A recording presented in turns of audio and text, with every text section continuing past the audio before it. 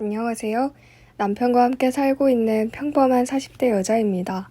저와 남편은 살면서 죄 지은 거 하나 없이 바르고 떳떳하게 살았고 지금도 부끄러울 건 없어요.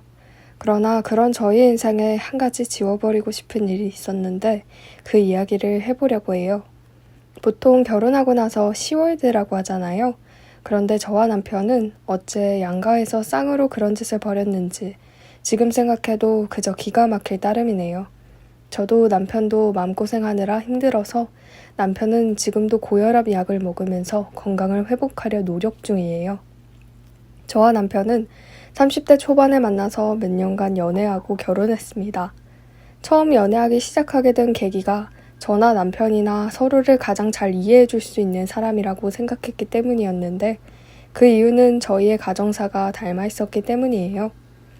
저는 외동딸로 어머니 손에 자랐어요. 왜 아버지를 빼냐고요? 아버지는 제게 아빠 노릇 한 적 한 번도 없거든요. 같은 집에서 살았기 때문에 늘 얼굴은 봤지만 언제나 술에 취한 모습이었고 여자나 만나고 다니는 아버지로선 부르기 싫은 인간이었어요. 심지어 어머니와 제가 거실에 앉아 TV를 보고 있었는데 그 앞에서 대놓고 바람난 여자랑 통화하면서 자기야 자기야 하면서 현관문을 나서기도 했고요. 바람 피러 가는 거였죠. 그때마다 어머니는 고개를 돌리고 제가 안 볼 때마다 눈물을 흘리셨어요. 어머니한테 왜 아버지랑 이혼 안 하냐고 물으면 어머니는 한숨을 한번 푹 쉬시고 대답하셨죠. 엄마는 아빠에 비해 학력도 없고 경제력도 없다고요. 그래도 너 키우는 생활비랑 교육비는 꼬박꼬박 벌어다주고 엄마 어린 시절에 아버지가 일찍 돌아가셔서 내 딸까지 아비 없는 애 소리 듣게 하긴 싫으셨다네요. 저는 답답했지만 결정은 어차피 어머니가 해야 하는 거니까 그냥 알겠다고 했습니다. 아버지는 도대체 밖에서 뭘 하고 다니는지 궁금할 정도로 아버지의 여자들은 자주 바뀌더군요. 어떻게 알았냐 물으시면 아까 말했듯이 집에서 대놓고 상간녀들이랑 통화하는데 부르는 이름들이 늘 다 달랐거든요. 제 어린 시절을 기억하는 차지하는 것은 오로지 어머니뿐입니다. 저희 남편 입장도 부모가 반대였지 상황은 비슷해요. 저희 남편 어머니, 저한테는 시어머니가 되시는 분은 남편이 초등학생 때부터 바람을 피우고 다니셨대요. 남편이 학교 다녀오면 늘 새로운 남자 구두가 현관에 놓여 있었다네요. 시아버님은 그런 아내를 두고 속에서 천불이 나셨지만 이혼하진 못하셨어요. 시어머니 집안이 나름 좀 잘 사는 집안이셔서 남편을 교육시키고 생활비를 쓰려면 시어머니 집안 도움이 반드시 필요했거든요. 실제로 남편 어린 시절 교육비나 생활비, 학비 등 대부분의 지원을 받고 있기도 했고요. 시어머니는 그걸 아시니 아무 걱정 안 하시고 뻔뻔하게 하고 싶은 대로 그냥 편하게 노신 거죠. 저희 남편은 자기 어머니가 미친 듯이 믿고 싫었대요. 그래도 선하시고 착한 시아버지 덕분에 남편은 자기 아버지만 보고 나중에 아버지한테만 효도하겠다는 마음으로 열심히 공부해 좋은 대학도 가고 삐딱선 안 타고 잘 컸어요. 서로의 가정사는 연애하기 전 가진 술자리에서 알게 되었어요. 그때 저희는 연인이 들락말락한 그런 미묘한 관계였는데 둘 다 술이 들어가니 취해서 제정신이 아닌 와중이었어요. 그러다 제가 남편에게 먼저 울면서 가정사를 꺼냈다고 해요. 남편은 제 이야기를 듣다가 어쩜 이렇게 자기와 비슷할까 싶어 놀랐고 같이 어린 시절을 말하며 서로의 감춰온 이야기를 주고받았습니다. 그날 이후로 저희는 급속도로 가까워져서 연애를 시작하고 결혼하게 된 거죠. 저희는 결혼하기로 하면서 서로 약속했어요. 남편은 장모님, 저는 시아버지지만 서로 부모님 대접해주고 모시고 효도하기로요. 서로의 사정이 닮은 만큼 저희는 서로의 속마음을 가장 잘 알고 있었기 때문에 할 수 있었던 약속이었어요. 상견례 자리에는 양가 모두 부모님 두 분 다 오시긴 했어요. 시어머님이고 저희 아버지란 인간이고 둘 다 이유는 하나였죠. 자식이 결혼한다는데 그래도 배우자 될 사람 얼굴은 알아둬야 하지 않겠냐고요. 다행히 상견례 자리에선 둘 다 고상한 척 아주 명령기를 해주신 덕에 아무 일 없이 지나갔네요.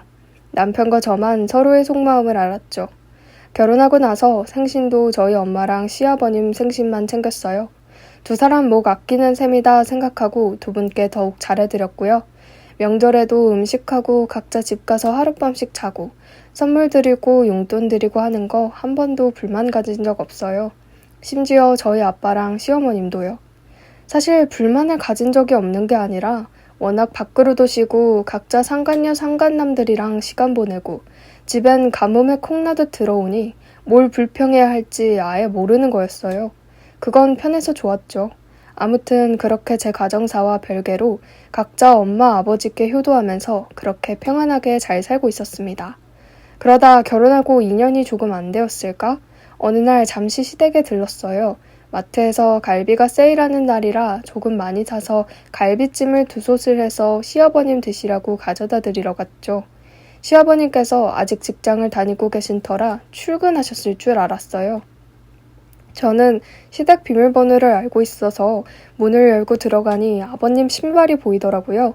오늘에 안 나가셨나 했는데 안방 들어가 보니 아버님께서 혼자 작은 상 놓고 안주도 없이 술을 드시고 계시더군요. 이미 술 한 병 다 드시고 2병도 거의 다 드셔가는 상황이었어요. 방에 불도 안 켜시고요. 저는 놀라서 아버님 왜 혼자 불도 안 켜고 구석에서 술을 드시고 계세요? 안주도 없고 속 버리시면 어떡해요 아버님 했더니 아버님이 저를 보시며 갑자기 눈물을 흘리시기 시작하더군요. 저는 아버님 왜 그러세요? 무슨 일 있으세요? 여쭈었더니 아버님이 제게 아가 미안하다 그러시더라고요. 저는 뭐가 미안하세요 아버님? 여쭈었어요. 아버님은 말없이 눈물만 흘리시다가 이내 제게 말씀하셨어요. 이혼하고 싶으시다. 애 엄마랑 이혼하고 싶다고. 저는 속으로 조금 놀랐어요. 남편 말로는 아버님은 그렇게 아내한테 무시당하고 수많은 상간남들과 심지어 자기보다 어린 아내의 애인들을 보시면서도 이혼 얘기는 평생 안 꺼내셨다고 들었거든요. 그런 아버님이 제게 이혼을 말씀하시는 거예요. 저는 놀랐지만 아버님의 마음을 충분히 이해할 수 있었어요. 저도 어린 시절부터 엄마가 아빠랑 이혼하길 원했고 제가 엄마였다면 100번도 더 일찍이 이혼했을 테니까요. 그래도 갑자기 이혼을 말씀하시니 이유가 궁금해졌어요. 아버님, 제가 이혼은 얼마든지 도와드릴 수 있어요. 근데 갑자기 왜 그러시는 거예요? 하고 여쭈니 충격적인 대답을 하시더군요. 아가, 내가 얼마 전부터 배가 많이 아파서 병원을 갔다 왔더니 큰 병원에 가보라기에 별 생각 없이 갔더니만 위암 3기라더구나. 내가 살면서 마누라 때문에 속 썩으며 평생을 서럽게 살았는데 왜 내가 암인지 암보다도 억울해서 죽을 것 같은 기분이었어. 내가 늙어서 지금 치료해도 어차피 올해는 못 버틸 거야. 살 만큼 살았으니 별 미련은 없다만 애 엄마랑 부부인 상태로 죽고 싶지는 않구나. 그러면 죽어서까지 내가 서러울 것 같아. 저는 아버님 말씀 들으면서 눈에 눈물이 픽 맺혔습니다. 착하고 불쌍하신 우리 아버님. 한평생 아내의 농간만 보시면서 살아오셨는데 암이라니. 그것도 3기라니요. 그 와중에도 아범한테는 말하지 마라. 그냥 이제 장가도 보냈으니 조용히 이혼하고 조용히 가고 싶다라고 하시길래 저는 눈물을 닦고 아버님을 안아드리면서 아버님, 제가 이혼 진행시킬게요. 그러니까 아버님도 치료는 꼭 받으세요 했습니다. 그날부터 저는 시아버님 이혼 소송을 준비했어요. 불쌍하신 우리 아버님, 이대로 합의 이혼으로는 못 끝낼 것 같아서 어떻게든 시어머니 외도 증거를 잡아서 유책 배우자로 만들겠다 다짐했고 그날부터 회사에도 휴가 내고 시어머니 뒤를 쫓기 시작했어요. 남편에게는 말하지 않았고요.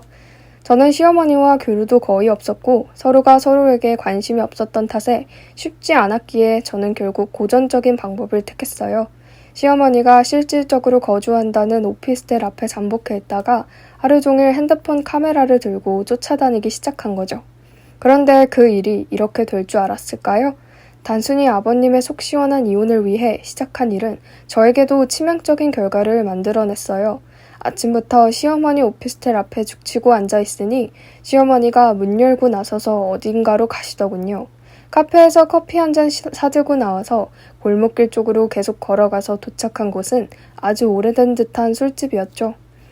술집 문을 자연스럽게 열고 들어가셨고 저는 차마 술집 안까지 들어갈 용기는 나지 않아서 그냥 술집 앞에서 기다렸습니다. 점심용으로 사들고 온 빵까지 다 먹을 때쯤이 돼서야 시어머니가 나오시더군요. 옆에는 남자를 끼고 있었어요. 저는 놀랍지도 않았어요. 그저 또 다른 애인이겠거니 싶었거든요. 그 남자는 큰 선글라스를 끼고 번들번들한 청재켓에 모자까지 멋들어지게 썼더군요. 80년대 드라마인 줄 알았어요. 저는 시어머니 눈 피하느라 남자 얼굴은 제대로 보지 못하고 열심히 시어머니 얼굴이 적나라하게 나오도록 핸드폰으로 확대해서 사진을 찍었어요. 사실 남자 얼굴은 필요 없고 시어머니가 외도하고 있는 시어머니의 얼굴이 중요했으니까요. 제가 현장을 적발하고 시어머니에게 따지는 순간 시어머니의 애인 되는 남자가 달아나려 했습니다. 그런데 도망가는 그 남자는 멍하니 서 있는 사람과 부딪혀서 중심을 잃고 넘어졌고 요란한 소리에 저는 시선을 돌렸어요. 그 순간 제 몸이 얼어붙었어요. 시어머니의 상간남인 사람은 다름 아닌 저희 아빠였거든요. 눈이 마주치는 순간 아빠의 얼굴도 굳었어요. 저는 이성을 잃었고 그 모습을 제 핸드폰으로 동영상 촬영을 해서 얼굴이 다 나오는 모습까지 열심히 촬영했고 전 주먹을 쥐고 아빠를 사정없이 때렸어요. 그땐 저도 제가 무슨 정신으로 그랬는지 기억이 잘 안 나네요. 이젠 하다하다 사돈하고 놀아나냐고 끼리끼리들 아주 잘 만난다고 우리 엄마한테 다신 얼굴 들이밀 생각 말라고 소리를 질렀고 상황 파악을 한 동네 주민은 경찰에 신고를 했어요. 경찰이 와서야 일이 수습되었고 아빠란 인간과 시어머니란 여자는 그저 아무 말도 없었어요. 경찰서에 가서 저는 당당히 이야기했어요. 이 인간과 이 여자는 제 아버지와 시모되는 인간인데 둘이 외도를 하길래 내가 도저히 참을 수가 없어서 폭행을 좀 했어요. 제 말에 경찰들도 황당해하고 작은 소리로 세상에 이런 막장인 경우도 있나 하며 수군대더라고요. 시어머니는 그 말을 들었는지 얼굴이 빨개지고 아빠란 놈은 손사래를 치면서 폭행은 없다고 아무 일도 아니고 가족 문제니까 서로 알아서 해결할게요 그러대요. 자기도 뭐가 부끄러운지는 알았던 것 같아요. 저는 그 모습까지도 다 촬영하고 있었고 속으론 이제 됐어 하고 안도했습니다. 그날 집으로 돌아와 퇴근한 남편에게 오늘 무슨 일이 있었는지 말했죠. 시아버님께는 죄송하지만 시아버님 병명도 남편에게 말했고요. 남편은 제가 촬영한 동영상을 보고 제 이야기를 들으면서 충격을 받아 아무 말도 못하다가 이내 저를 안고 한참을 울었어요. 그리고 꺼낸 말이 우리 아버지 불쌍해서 어떻게 였어요. 자기 엄마 행실은 어릴 때부터 익히 알고 있으니 별로 놀랄 일도 아니고 아버님 병이 더 충격이었겠죠. 그 다음 날부터 남편도 저와 함께 시어머님 이혼에 힘을 썼고 남편은 아버님뿐만이 아니라 저희 엄마에게 찾아갔어요. 그리고 딱 얘기했죠. 장모님, 이제 장인어른과 이혼하시죠 하고요. 처음엔 어리둥절 하시다가 제가 찍은 시어머니와 자기 남편이 바람피는 모습을 보고 이 인간이 평생 날 식모 취급한 것도 모자라서 내 새끼들 인생까지 망치려고 아주 작정을 했네 했어 하시며 오시는데 저도 눈물이 흘렀어요. 그리고 저희 어머니는 이혼하시겠다고 하셨습니다. 저희 어머니는 이제 내가 살 날까지 얼마 남았겠어. 나도 그 인간하고 죽어서까지 같은 오적에 오른 채로 가기 싫다. 나도 이혼할게. 그렇게 해서 저와 남편은 저희 엄마와 시아버님의 이혼을 동시에 진행시켰어요. 상간녀 상간남이 영상에 한 번에 담겨서 변호사님도 이혼에는 아무 문제가 없다고 하셨고요. 외도. 그것도 수년에 걸친 외도를 저와 남편이 모두 증언했으니 법원에선 당연히 두 사람을 유책 배우자로 판결하고 위자료를 지급하라는 명령을 내렸어요. 시어머니 쪽은 그래도 집안에 재산이 좀 있어서 위자료를 좀 뱉어내긴 했지만 저희 아빠 쪽은 아니었어요. 하기사 평생을 술 여자에 미쳐 살았는데 돈을 뭐 얼마나 모았겠어요? 친가가 시어머니 집안처럼 한가닥 잡고 있는 집안도 아니었는데요. 법원에서 아주 난리도 아니었어요. 돈 없어서 못 준다고 사돈 먼저 꼬신 저 여자 책임이니 자기는 피해자라고 아주 개소리를 하는데 그 말에 시어머니도 폭발해서 판사님 앞에서 아주 그냥 한판이 벌어졌죠. 때리진 못하니 서로 입으로만 온갖 욕을 다 하시는데 아버님과 엄마 대리로 앉아있던 저나 남편이나 정말 사람은 평생 안 변한다고 혀를 차며 그냥 구경만 했어요. 모든 게 수습되고 판결도 났고요. 법원을 나오면서 시어머님은 좋은 외제차를 타고 유유히 사라졌어요. 저희 남편은 또 다른 남자를 만나러 가겠지 하고 중얼거리는데 남편 얼굴에서 이제 정말 인연을 끊어냈다는 후련함이 보이더라고요. 저희 아빠, 아니 이제 그 인간이라고 할게요.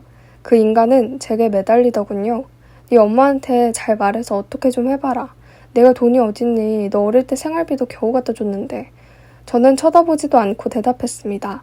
그쪽이 능력 없어서 그런 건 내 잘못이 아니니 알아서 잘 위자료 내시라고요. 그리고 판결난 대로 엄마 계좌로 위자료 100원도 빠짐없이 다 보내세요. 안 그럼 또 소송 걸 거니까 그때 벌금 붙어서 더 큰일 만들지 마시고. 그렇게 말하고 남편 손잡고 자리를 떴어요. 뒤에선 욕이 들렸지만 제 발걸음은 후련했죠. 그날 집에 와서 시어머님이랑 좋은 고깃집에 가서 한우 구워드리면서 함께 울며 축하해드렸어요. 한평생 고생하셨지만 이제는 다 잊고 맘 편히 남은 생 사시기를 바랬죠. 시아버님은 남편 설득에 항암 치료를 받기 시작했습니다. 그러나 이미 많이 진행된 상태였고 고령이셔서 수술도 쉽지 않았죠. 시아버님은 이혼하신 후 1년이 조금 못 되어서 돌아가셨어요. 시아버님 장례식 때 저는 정말 많이 울었지만 남편은 그래도 좋은 며느리 덕분에 맘 편히 자유롭게 가신다고 저를 위로해 주었어요.